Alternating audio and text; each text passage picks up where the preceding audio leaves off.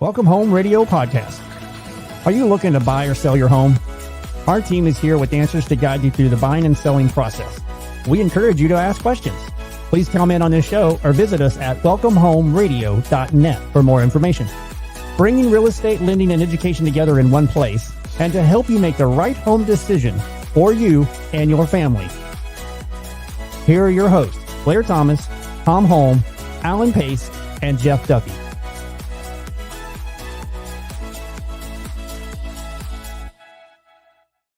And welcome to Welcome Home Radio. It is May 10th, 2023. We're so excited to be here with you, but we do have to say our Jeff Duffy is not here today. He will join us again next month, but is out for a doctor's appointment. We're thinking about him. So again, welcome to Welcome Home Radio. We got a few highlights of the week. First off, May 10th, CPI numbers are going to come out. We're going to see the turning of rates, inflation being fought. I did want to bring out a California nugget that a approved preliminary $500 billion reparations package has been approved for the Black community residents of California. I'm a little intrigued on how they're going to pay for this, but it has been approved out there. Also, we've had bank purchases going on, and we see a lot of opportunity happening.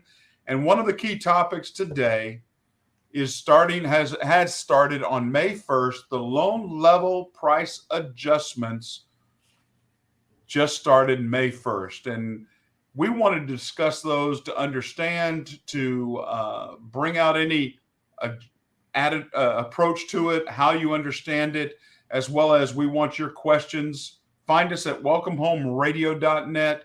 Ask those questions. We'll get back with you as soon as possible. But right off the bat, I want to bring in my co-host, Alan. Tom, how are y'all today? Super duper peachy king hunky dory. Wow. I don't think hard I to can beat get all that. those. Top that, Alan.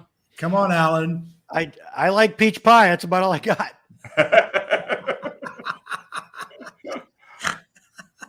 Well, Tom, Close enough. We talked about this topic, and that we thought it would be a good one to come out about. A lot of media has come out with the Congress is fighting it. FHFA came out and did these adjustments. They're saying they're helping out our economy. Give us your insight of what's happening actually with these loan level price adjustments. How will they impact our normal buyers? And what is your take on it? Well, maybe we should start with describing LLPAs for our listeners. If we're going to use the terminology loan level pricing adjustments, I want all of our listeners to understand that pricing on loans has been a part of the psyche of Fannie Mae and Freddie Mac since their inception. So they will typically take what is called a par rate, a base rate that they're going to offer every day.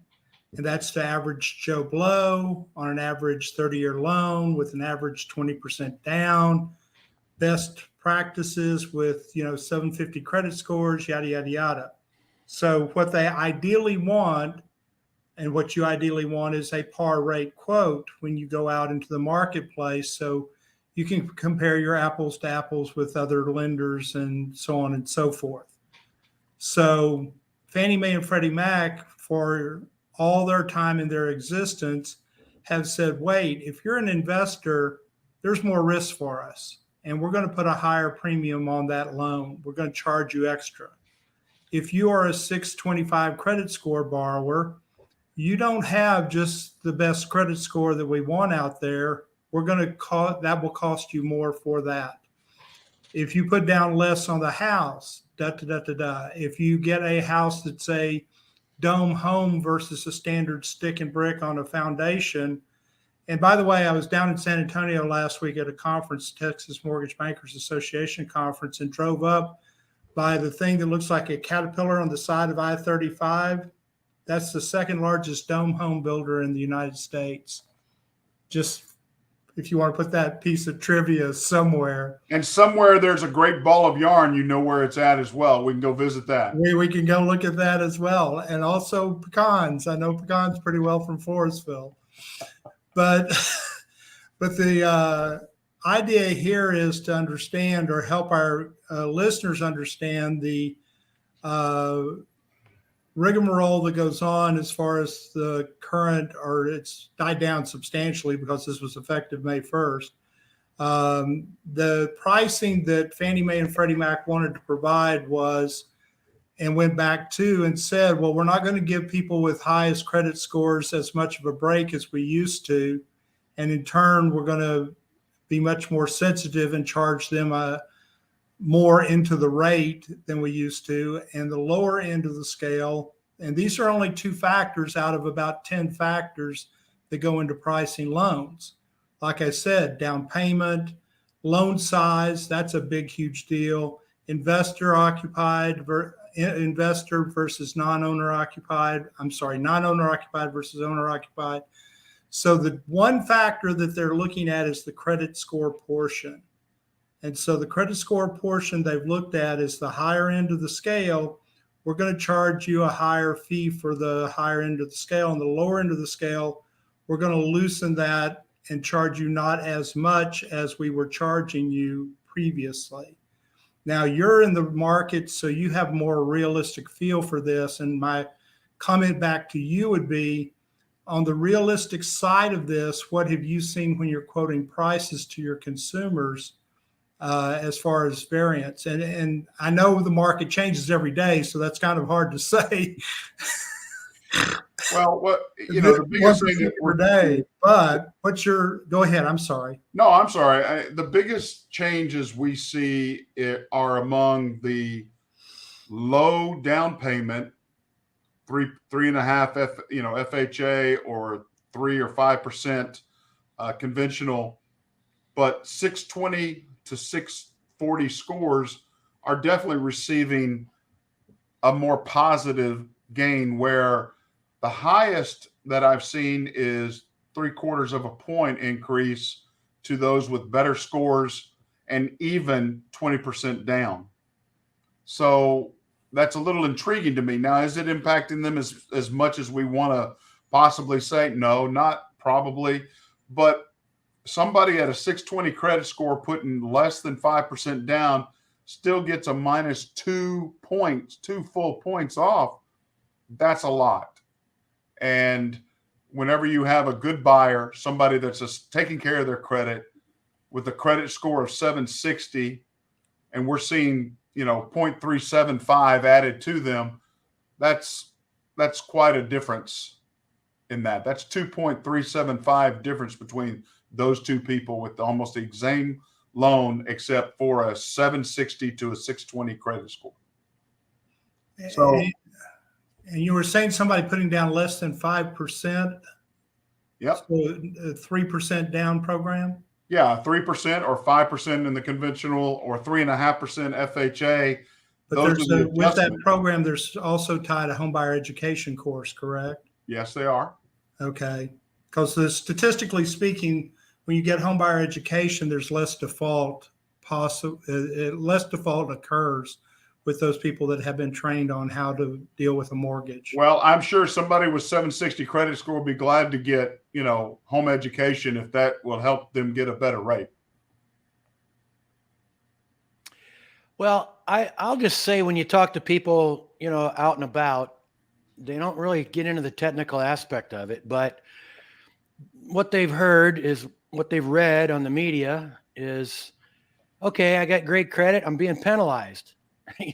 So I've heard that a gazillion times in the last, 4 weeks before it even started.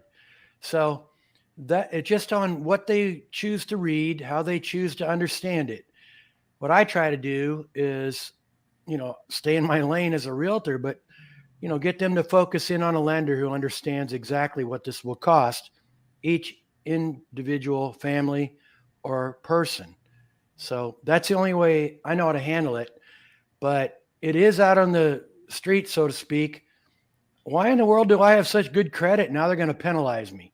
So that's out there.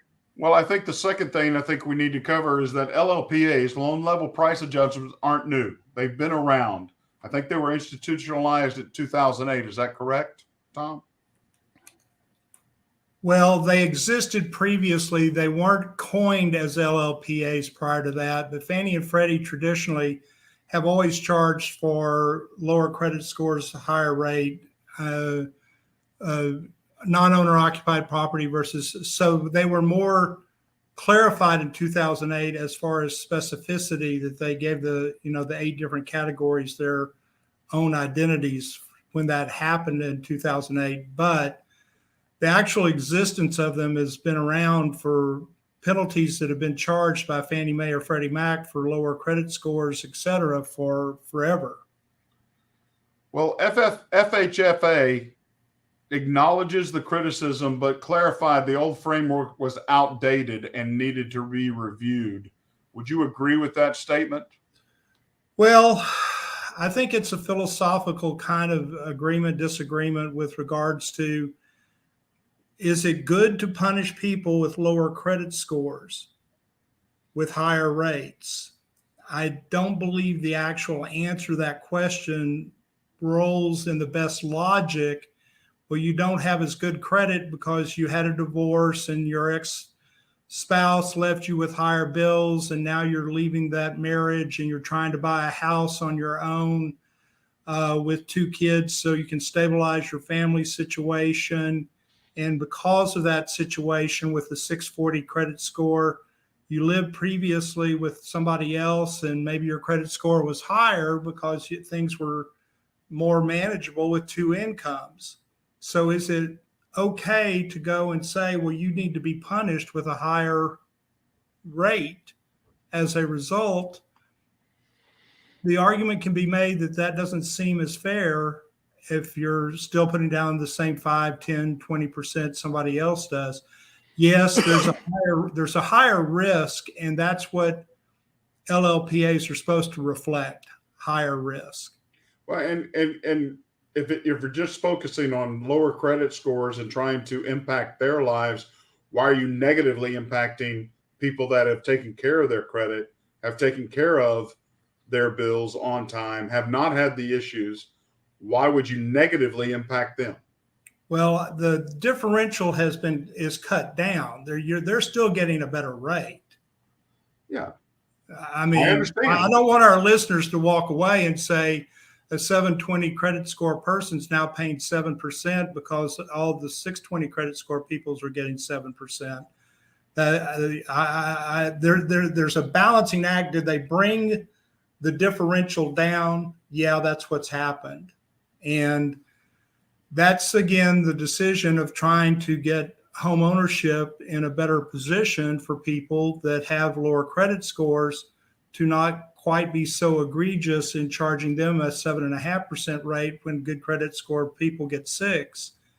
They're narrowing that margin, but I try not to look at it as a penalty so much as they're trying to reach a more equilibrium, and in order to give the lower credit scores a little bit better push, they are in turn penalizing higher credit score users, and as a result, to create the more equilibrium in the marketplace.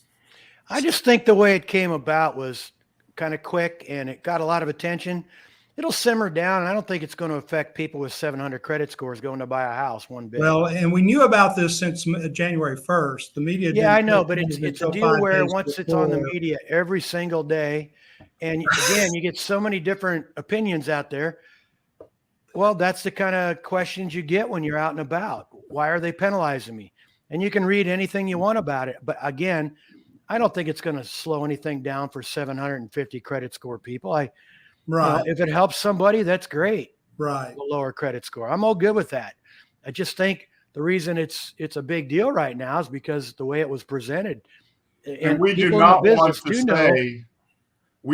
to say, hey, worsen your credit scores to get a better rate. That's not what we're saying. Let's make that real clear. We're not saying and I know I actually have been asked that. I'm not kidding you. Oh, I believe you. Well, I believe you too. Please don't tell them that's a good idea. That is not a good idea. Do not lower your credit score. Not a good idea. That's the point of the show right now. I love that. Exactly. There's a lot of myths out there on how it can, but it does open the opportunity maybe for a few people to get a better score at the lower credit score, but it's still not better than what the people at the higher. Now, debt to income is also credit scores evaluated, but also DTI.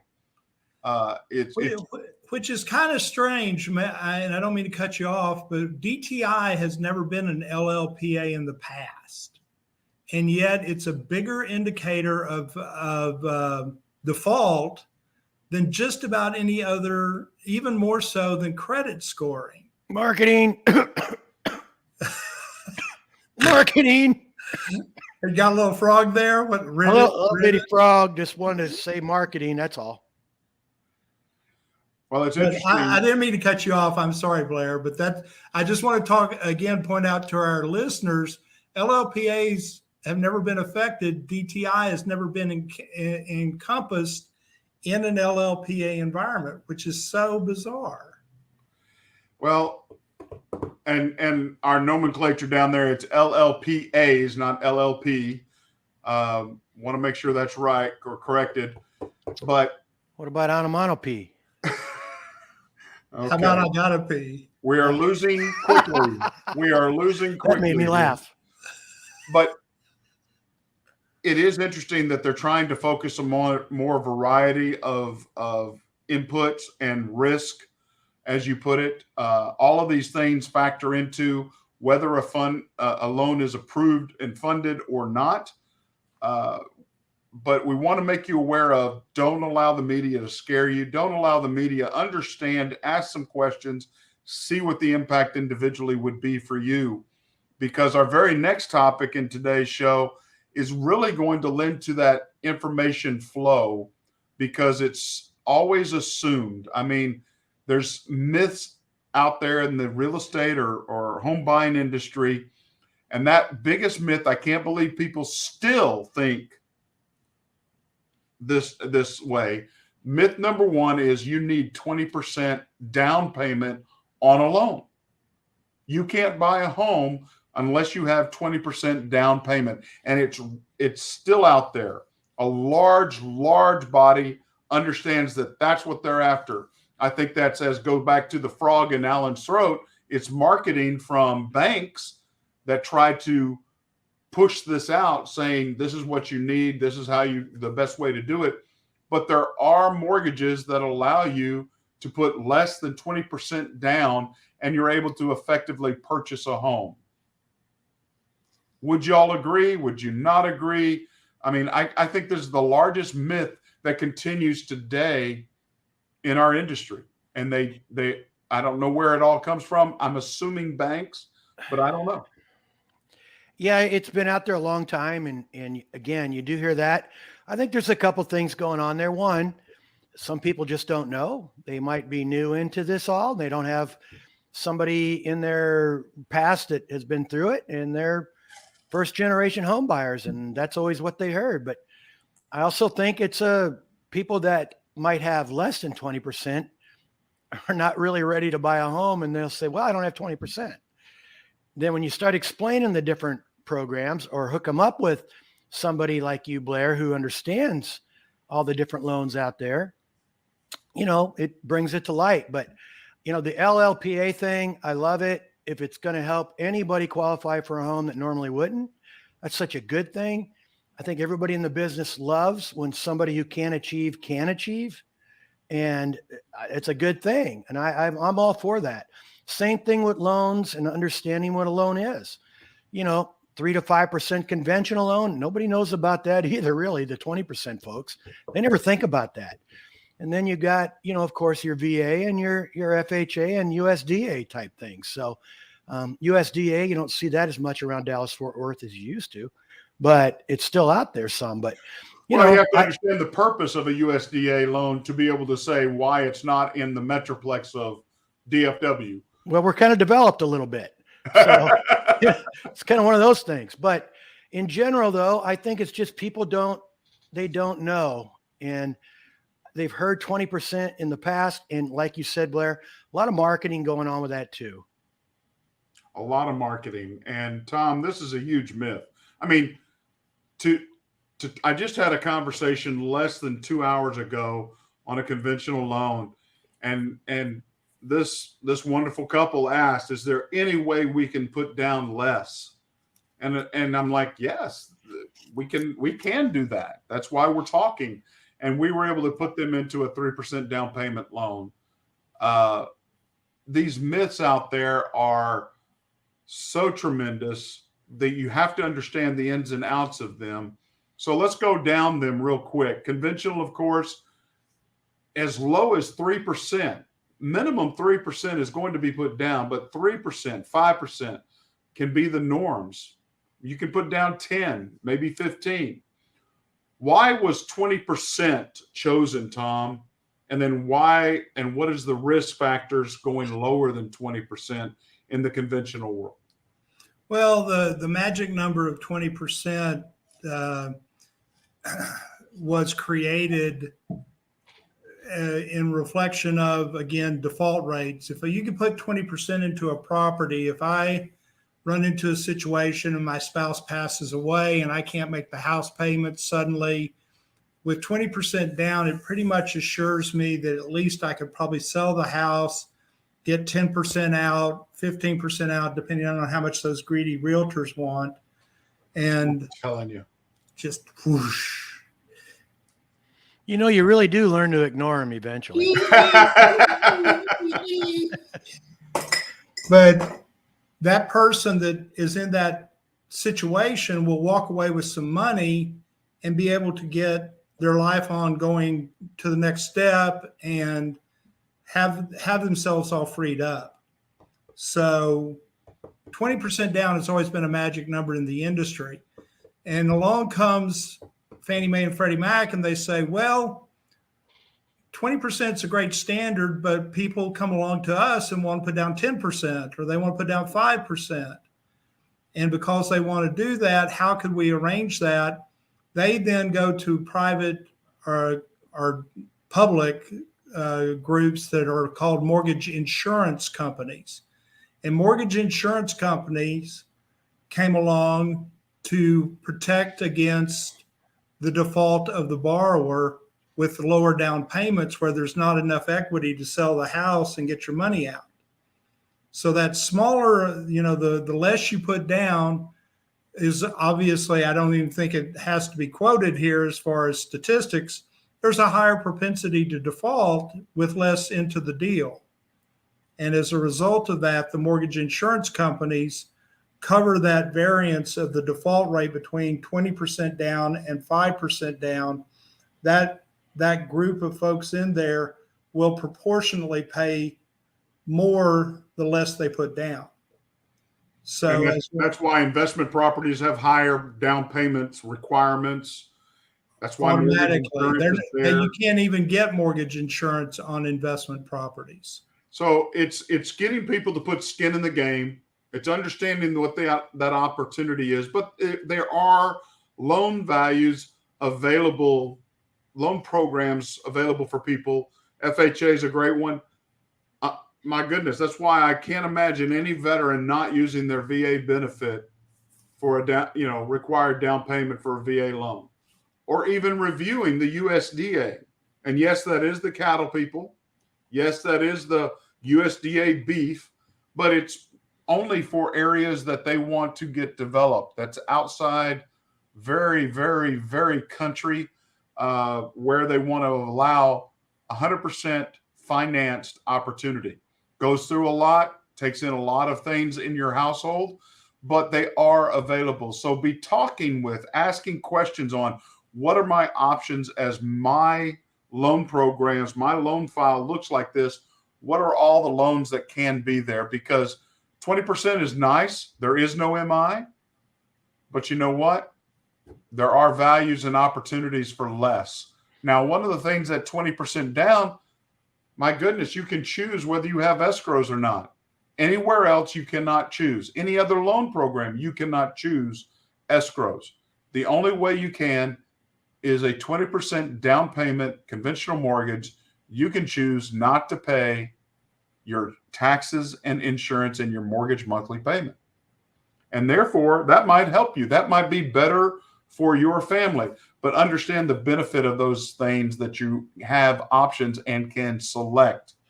So, And Blair, a quick segue from the LLPA to all the different loan types is, I think one advantage the news coming out about the LLPA thing is people are looking into different loans now. People that are kind of close to being able to buy a home, or they're doing a little more research and they're finding out more about loan types and what's out there. And where before they might have just have given up and we're just going to rent. Now I think maybe some more people are coming to the table with a little bit of research. And I'm just intrigued, Alan, by their timing. May 1st. Why wouldn't that be a January 1 deal or something? Why May 1st? Is it because the buying season kind of starts mid-April through May, June, July, August? I mean, and we see most of the big changes occur in April, May periods, it seems like always. Seems like. I mean, FHA, if you go back to 2013, and FHA in 2013 came back and said, look, the mortgage insurance program, we're afraid it's going to go belly up, which is no way it could have. But we're afraid it will be, so we're going to raise the mortgage insurance rates to blah, blah, blah, 1.75% to 0.85%.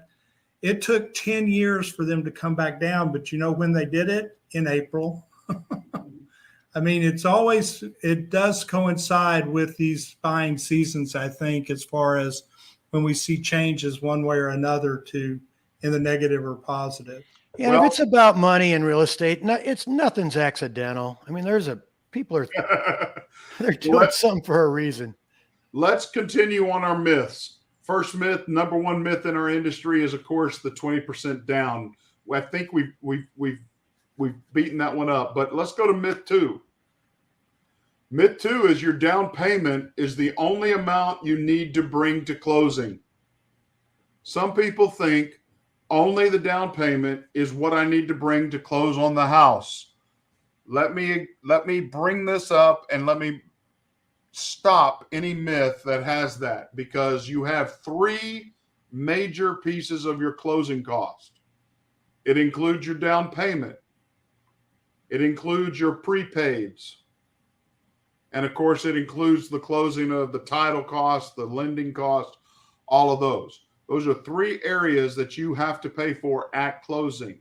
Down payment is just 1/3 of it. Not an amount ratio. It could be the highest one, but you still have prepaids. Prepaids are those escrows of taxes and insurance that have to be paid monthly, so that every annualize, your taxes are paid, your home insurance is paid, that the lender knows that home is insured as a requirement, as well as the closing costs, the title. Title policy is critical to your ability, and I wish Jeff was here, but that's one of the things that they want to go back and make sure nobody else has a claim on that property. It's being sold by a brother and a sister doesn't know, and they're taking all the money and running. They want to make sure everyone's involved, that it's a clean policy. So when you take ownership of it, it is yours. So that has to be paid for in the closing cost. So understanding myth number 2, your down payment is the only amount you'll need to bring. That is false. But your earnest money check goes toward, your option money check goes toward your closing cost. So be aware of that. What else would you add to that, Alan or Tom? Well, there's a couple of things while you're buying the house you got to pay for upfront: inspections, and that's a chunk of change sometimes, and just plus the cost of running around finding a house. I mean, there's stuff goes into buying a house, and it does cost money. But you covered the main 3. And the appraisal generally, everywhere I've gone, they've asked that you pay it up front, but it can be rolled into your closing costs as well. They don't like that because a third party is being utilized for that. But Tom, is anything else along that line on myth 2? I'm just. He's hurting himself, Alan. Look at him. I just realized everybody's wearing blue. I know, it's our blue day. Very nice. It's our blue day. I was thinking of the inspection thing in particular, just to kind of enhance upon that. We're talking about a home inspector typically going to the house and talking about general condition, but there could also be pest inspections. There could also be perhaps a necessity to pay an electrician or a plumber to come and give a secondary opinion, because the people that do the home inspections are not professionals specifically in certain fields like roofing, electric, plumbing, and those can be additional ancillary costs that our borrowers need to be aware of. That, just to, get into a house, you've got to have earnest money up front, which of course will be applied towards your total cost when you close, but you pay an option fee that is non-refundable to somebody. And I'm sure Alan suggests you pay $1,000 option fee to get the deal or whatever nowadays. You know what? That wasn't so funny maybe a year and a half ago. Oh, now we're talking about old humor.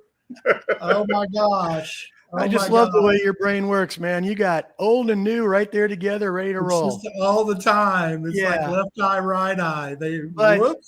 Funny enough, the upfront money is often what keeps people from going forward. And when you explain closing costs and you talk about different parts of it, and you talk about somebody initially, but when they get with their lender, they get a much better understanding of it exactly. And that still is a big deal. And again, back to the LLPA thing, if that helps, that's great. Good. Well, I have one final myth that is out there, and I think it's very important for our listeners to understand. Again, we've got 4 major types of loan programs. Conventional, love to have 20%, but you know what? They can take as minimum of 3%. FHA at 3.5% down payment, VA at 0%, and USDA at 0%. But on this down payment, myth number 3, borrowed money can be used towards your down payment. Tom, I'm going to go take out a loan to get my down payment. Is that okay? Is it from your 401k? No, I'm going down to my local bank here. I know Joe. I can do a handshake deal. I want to borrow. I'm going to get a loan to pay my down payment. Are you using your car to secure the loan? Oh, I'm using my car, my tractor, my dog, my third child. Well, we can do that. Okay. We can do that. You can do a 401k because that's your money. Yep. You could do a loan against an life insurance policy if it's a whole life policy, and you can borrow against it. You can borrow against your IRAs if it's a first-time homebuyer situation. So borrowing, we use that term, and I hope the loan officer would always turn to you if you said, I'm going to go borrow the money, and say, where is that coming from? Well, I'm going down to the bank or get an unsecured loan. He thinks my credit's great. He wants to give me $10,000. And wrong answer. That's then the wrong answer. Okay, it's not secured, and we're going to have to count that payment against you in certain circumstances as well. My brother went out and got a loan when he was buying this last house, and he didn't have any down payment. Glenn just doesn't know how to save a dime, but he had a car that Alexis paid for, and so he went and got a title loan against the car and used that for his down payment. Well, the nice thing about Glenn was he had no other debt. So that new car payment of $560 did not exclude him from, that was all the debt he had. So it's very tricky when you say, I'm going to borrow money. And in particular, I'm going to borrow it from a friend or family. That's again, and for the most part. And to our listeners means no. It's not going to be accepted. Don't do it. Don't do it. If you say you're going to borrow it from your mother, and we're going to say mom's going to gift it, and she's going to sign a document saying it's a gift and does not have to be paid back. We can't utilize borrowed money for a down payment. It has to come from your resources, your assets, and how you get them. Even the process of how you get them has to be qualified. It can't be just like Joe doing a signature loan. It can't happen that easily.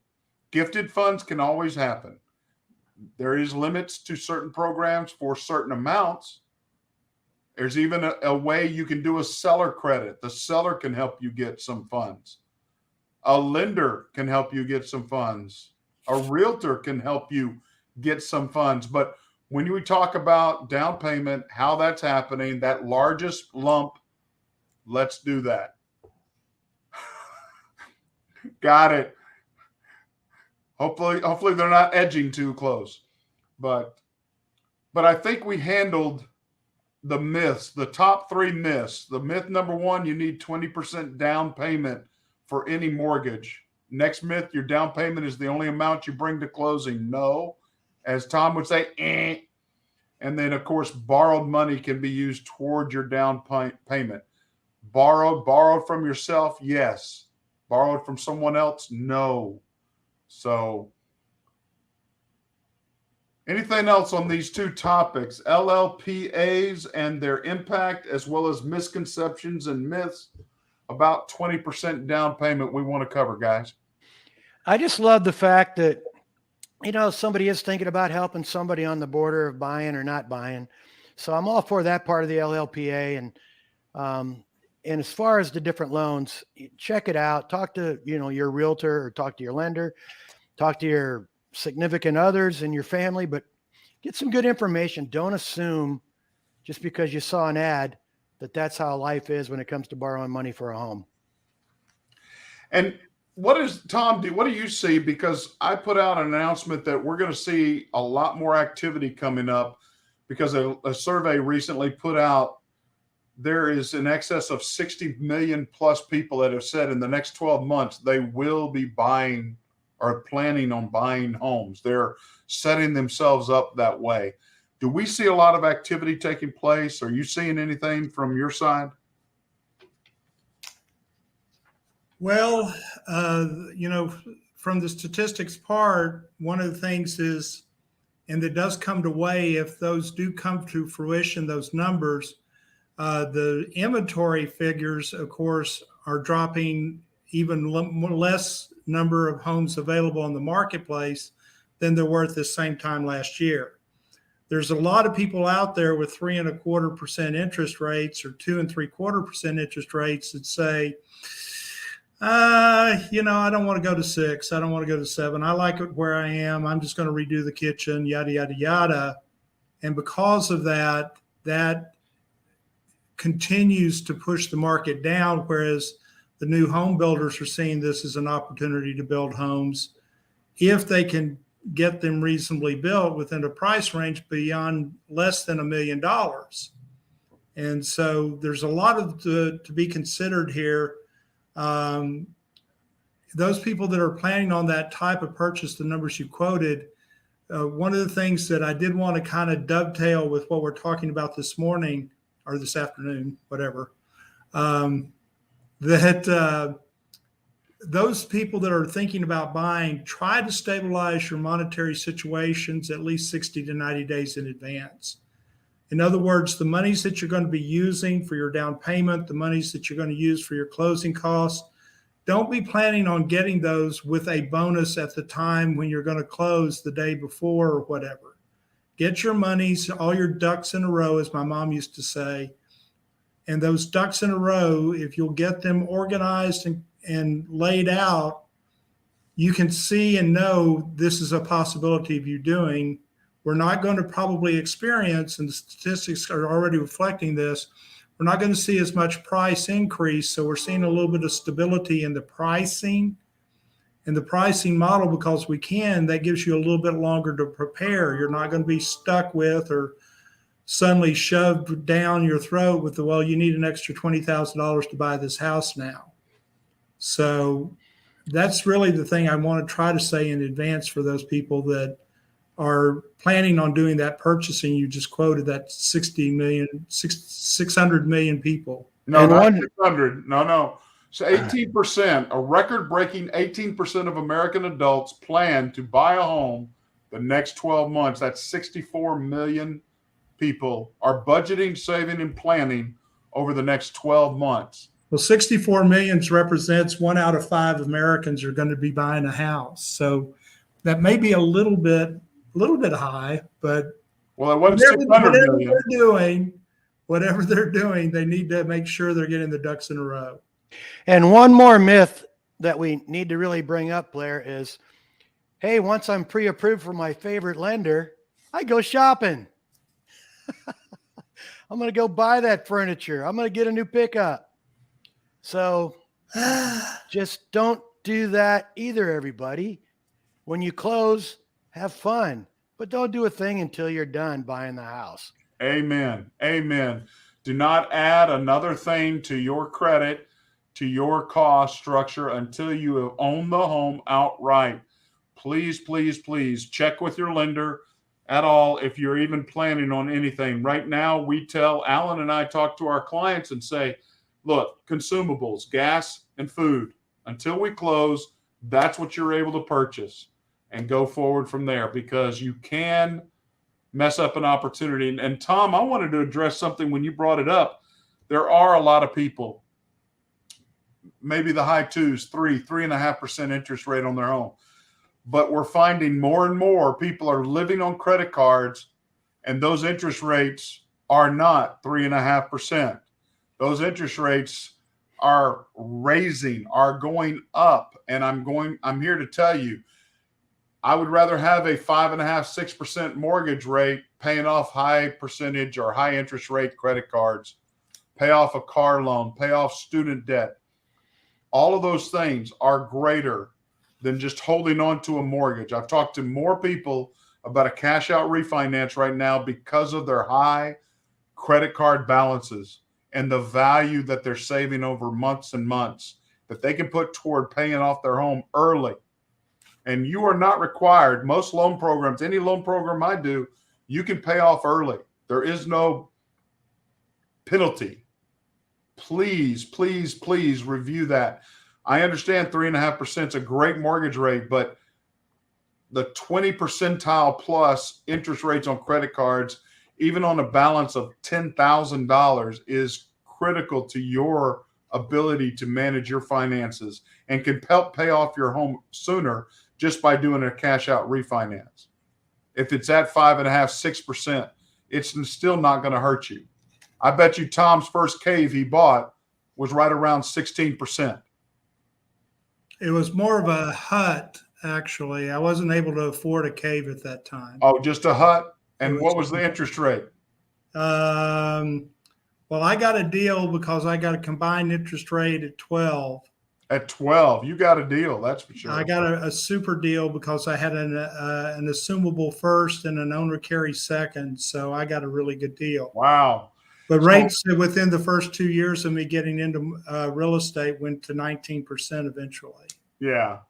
So talk with your lender, understand, see what best fits your lifestyles.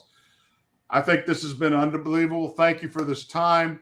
Contact us at welcomehomeradio.net if you have any questions, and like us on any of our podcasts. I'm Blair Thomas. I'm Tom Holm. And I'm Alan Pace. God bless. Are you sure though? As much as you are. Okay. Peace be. Thanks for joining us, everybody. Peace. Force be with you. Welcome Home Radio production provided by Lunatic Digital. Check the listing of this podcast for the links to our sponsors. And don't forget to like, share, and follow us on social media. Visit welcomehomeradio.net for more information.